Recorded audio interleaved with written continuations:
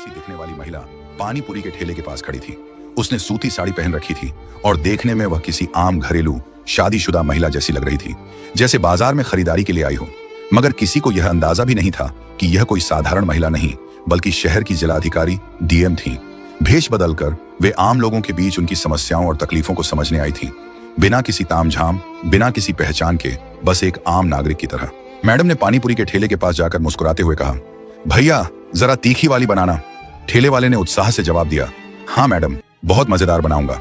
वह तुरंत कुरकुरी पूरी में मसालेदार पानी भरकर उन्हें देने लगा। मैडम ने पहला ही कौर लिया और उनके चेहरे पर हल्की सी मुस्कान आ गई। पानीपुरी सच में लाजवाब थी। उन्होंने इशारे से और खिलाने को कहा तो ठेले वाला खुशी खुशी अपनी कला दिखाने में जुट गया। लेकिन मैडम सिर्फ स्वाद का आनंद नहीं ले रही थी, वे उसकी मेहनत और व्यवहार कुशलता को भी परख रही थी। तभी माहौल में अचानक तनाव घुल गया। 4 पुलिस वाले मोटर बाइक पर आए। उनकी वर्दियों पर धूल जमी थी और उनके हाव भाव में अजीब सा रौब था, जैसे किसी बाहुबली के आदमी हों। उनमें से एक ने ठेले वाले को घूरते हुए कड़क आवाज में कहा, अबे तेरा ठेला यहाँ कैसे लगा? कितनी बार कहा है कि सड़क किनारे अतिक्रमण मत कर, लेकिन तेरी हिम्मत तो देखो। पानीपुरी वाले का चेहरा उतर गया। उसने घबराकर हाथ जोड़ लिए और विनम्र स्वर में बोला, साहब हम गरीब आदमी हैं, यही करके परिवार पालते हैं। लेकिन पुलिस वालों के चेहरे पर कोई पछतावा नहीं था। उनमें से एक ने ठेले पर जोरदार लात मारी। ठेला हिल गया, सारी पानीपुरी जमीन पर बिखर गई।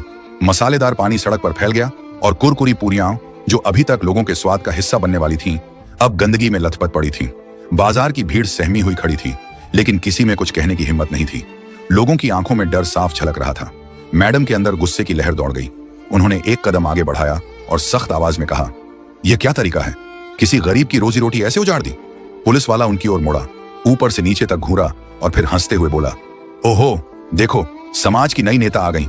अरे मैडम, तुम अपने घर जाओ, यह हमारा मामला है। मैडम ने गहरी सांस ली। उनकी आंखों में तेज था और स्वर में दृढ़ता। गरीबों पर अत्याचार करना कौन सा कानून है? पुलिस वाले को यह जवाब नागवार गुजरा। उसका चेहरा गुस्से से तमतमा गया। अगले ही पल बिना किसी चेतावनी के उसने तैश में आकर मैडम के गाल पर जोरदार थप्पड़ जड़ दिया। चारों ओर सन्नाटा छा गया। किसी को समझ नहीं आया कि एक पल में क्या हो गया। थप्पड़ इतनी जोर से पड़ा था, उनके चेहरे पर लाल निशान उभर आया। भीड़ अवाक थी। लोगों की आंखों में अविश्वास था। कोई यकीन नहीं कर पा रहा था कि पुलिस ने खुलेआम एक महिला पर हाथ उठा दिया। लेकिन पुलिस वालों को इससे कोई फर्क नहीं पड़ा। उनमें से एक ने मैडम की कलाई पकड़ ली और धक्के देते हुए बोला, बड़ी आई कानून सिखाने, चल थाने चल। मैडम को अब एहसास हुआ कि स्थिति हाथ से निकल रही है। उन्हें लगा कि अब अपनी असली पहचान बता देनी चाहिए, लेकिन अगले ही पल उन्होंने खुद को रोका। अगर मैं अभी सच बता दूं तो ये डर कर चुप हो जाएंगे, लेकिन मुझे देखना है कि आम जनता के साथ कैसा व्यवहार किया जाता है। मुझे यह नाटक और आगे बढ़ाना होगा। उन्होंने कोई विरोध नहीं किया।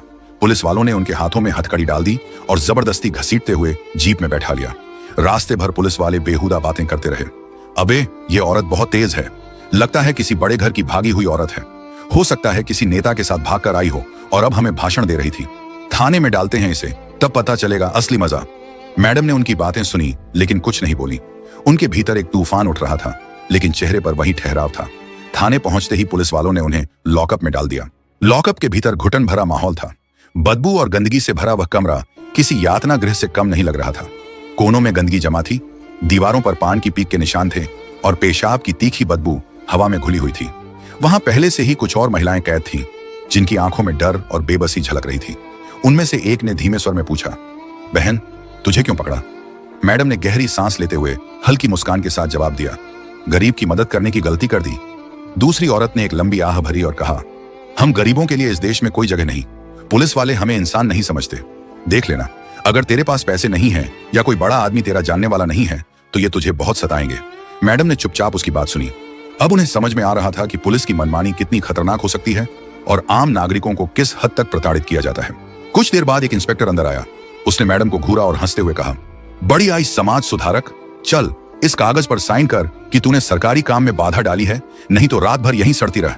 मैडम ने उसकी आंखों में देखा और सख्त लहजे में कहा, मैंने कोई गलती नहीं की तो साइन क्यों करूं? इंस्पेक्टर ने टेबल पर जोर से हाथ मारा और गुर्राया, तेरी हिम्मत तो देख। अबे सिपाही, इसे अंदर ले जा और समझा इसे अच्छे से। मैडम गहरी सोच में थी। क्या अब समय आ गया था कि वे अपनी असली पहचान उजागर करें?